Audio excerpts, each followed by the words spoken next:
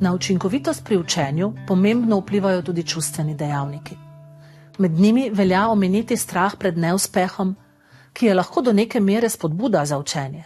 Recimo, ker se želite izogniti negativni oceni, se lotite učenja.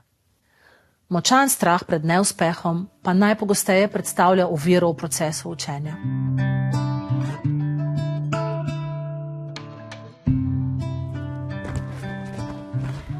Tukaj pretiravaš. Ja. Daj tukaj iz kolen, dvigam gor, ne z roka na široko. Torej, roke mora biti čim bolj pri miru, pa samo na dol, pa gor. Ne, na dol tudi ne preveč, na gor. Na mora gor. biti skok na gor, ne na dol. Okay. Se vam pogosto dogaja, da bi se želeli vključiti v neko aktivnost, recimo študijsko debato, športno dejavnost, kakšen projekt, pa vas nekje v ozadju glodajo misli, kot so: kaj pa, če se osmešim? Kaj pa, če bom najslabši? Kaj pa, če naredim kaj narobe? Način spoprijemanja z neuspehom je tisti dejavnik, ki v veliki meri določa, ali bomo pri težki nalogi vztrajali ali bomo odnehali. Pri tem se kot ključne kažejo naše osebne razlage neuspeha.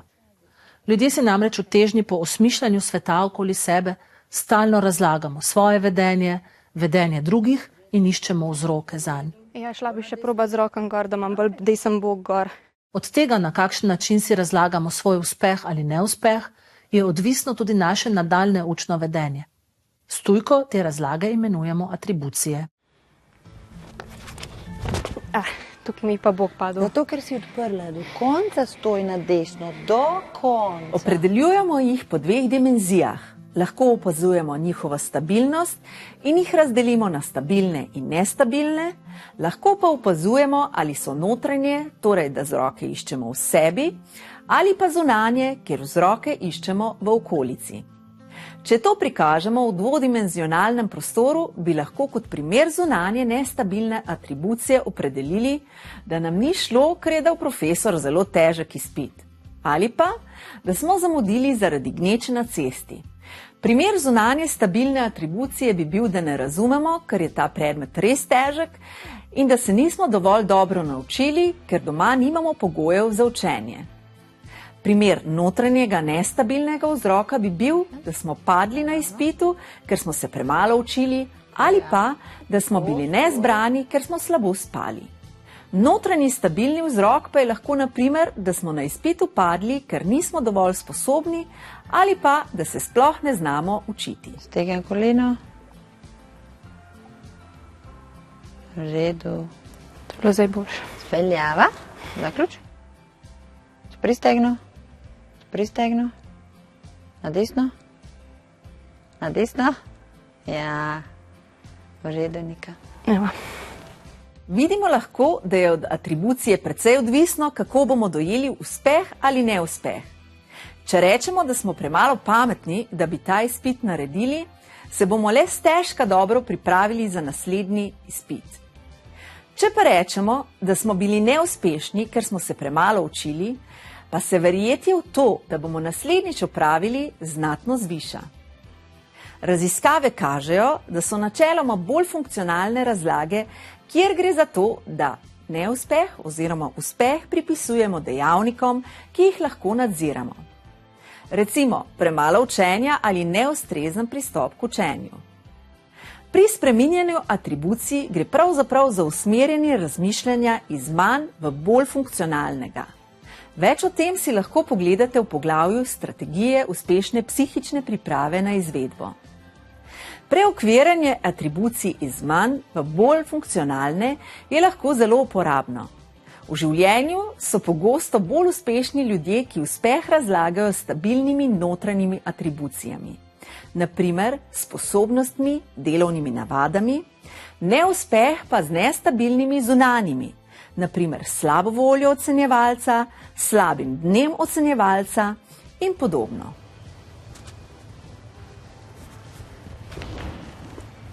Stoj. Speljavo zadrž. Okay. Zanimiv pojav je učno samooviranje. Gre za strah pred neuspehom v kombinaciji s prepričanjem, da so prizadevanje in sposobnosti v obratno sorazmernem odnosu. Torej, če se moram zelo truditi, to pomeni, da nisem zelo sposoben. Če mi ne uspe, Kljub temu, da sem v učenje vložil veliko truda, je to znak moje nesposobnosti. Roke gor. Ok. Na desno. Pri samooviranju gre torej za to, da se posameznik s tem, da zavestno ne vlaga truda v neko aktivnost. Dan pred izpitom gre recimo na zabavo ali pa se ponudi, da bo pazil na mlajšega brata. Poskuša izogniti situaciji, ko bi bil kljub temu, da se je učil, neuspešen, saj takšno situacijo razume kot dokaz lastne nesposobnosti. Ker se ni zares učil, lahko svoj neuspeh pripiše neki zunanji oviri. Priprav, used, priprav in takoj dvigneš, hop na desno. Ja. Ok, tako je oba boka. Če pa je kljub pomanjkljivim učnim prizadevanjem uspešen, svoj uspeh kot dokaz posebej visokih sposobnosti pripiše sebi. Običajno se samooviranje kaže kot odlašanje z delom ali kot odsotnost prizadevanja, saj si s tem posameznik priskrbi neke vrste alibi za neuspešnost. Ko se bom zares spravil k delu, takrat se bo šele videlo, kaj zmorem. S samooviralnim vedenjem posameznik ščiti občutje lastne vrednosti in se izogne temu, da bi bil v svojih očeh strani drugih zaznan kot nesposoben.